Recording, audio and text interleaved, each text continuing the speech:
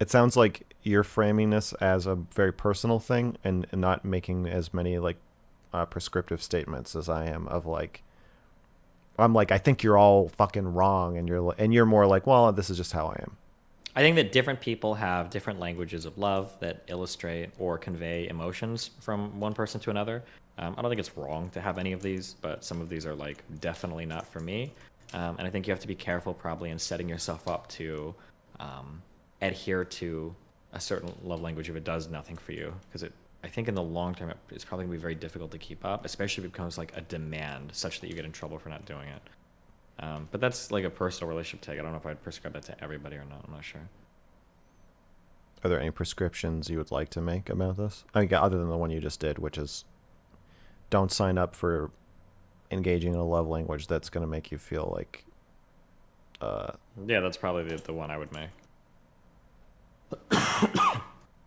it's not for everyone. Yeah, not well. I mean, that's why it's called the five love languages. You're supposed to find out which ones are for you, right?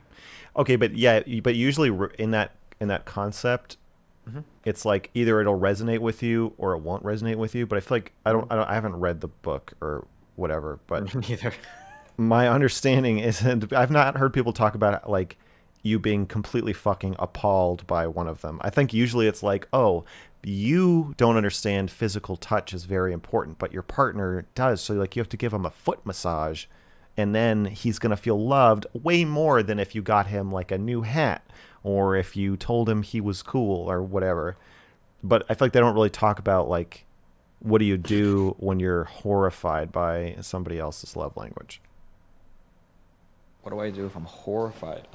I would say that if you're horrified by somebody else's love language, that's a sign of a of a lack of empathy. That's what I would probably say.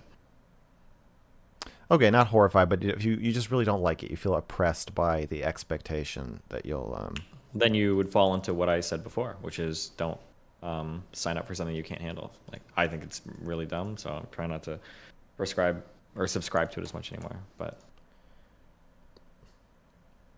I think that you and I both have a more passive love language of people not doing things.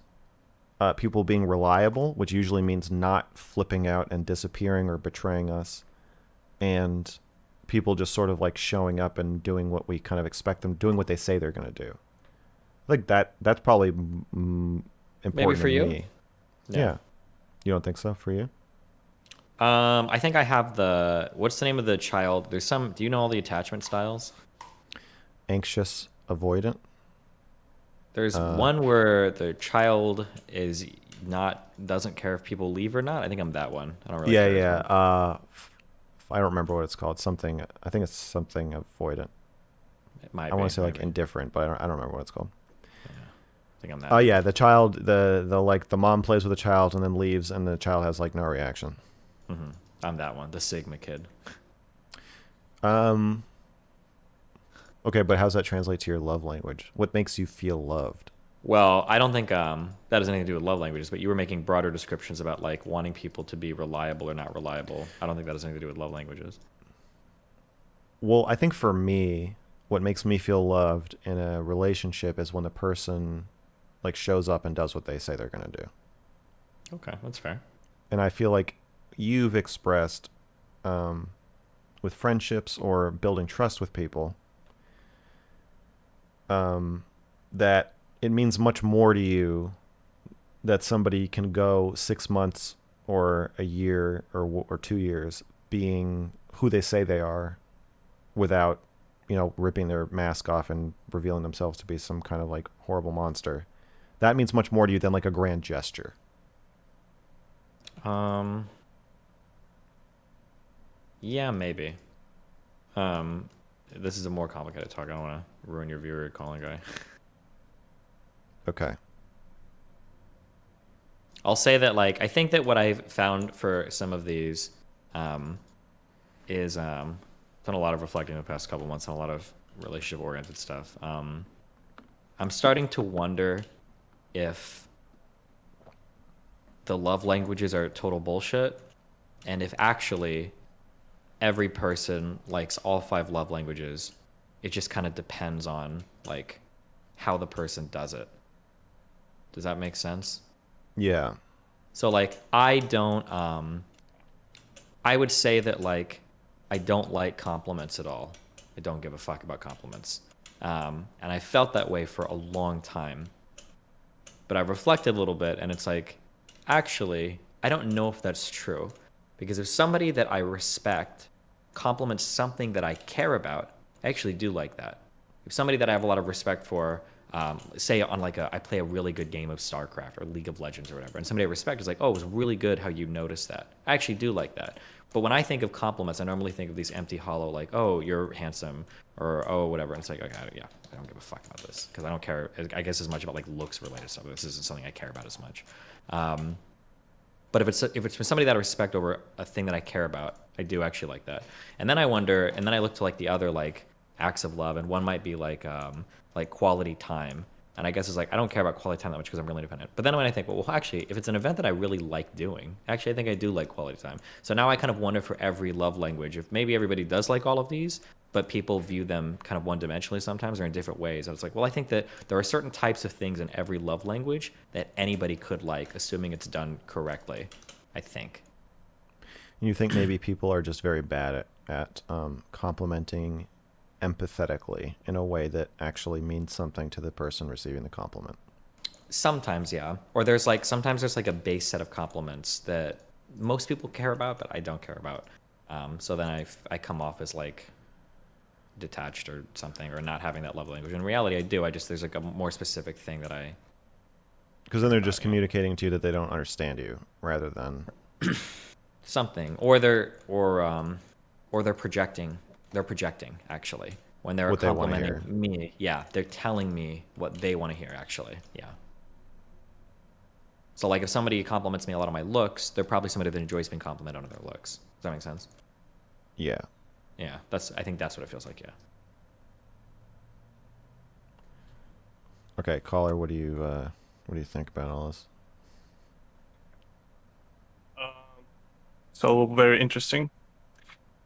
But I'm more interested in like I don't have an opinion on compliments.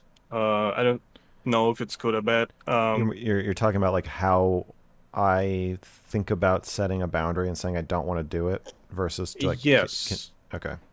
So, so you say you don't prescribe things, you just show how you feel and how you think, right? You don't prescribe any way of thinking to your That viewers. that I try not to. That's probably not true, but yeah. But with boundaries, it seems like you recommend to set up boundaries for everybody. Like it's a good thing. Right. Um, but what I didn't hear you mention is that you don't just set up a boundary when you feel uncomfortable right away. You need to do some exploring before that, like why you feel this way and stuff like that, right? Right. You have to put some amount of effort before you just set up a boundary because you can basically just separate yourself from so many things in the world, and I think it's bad. I don't think it's good.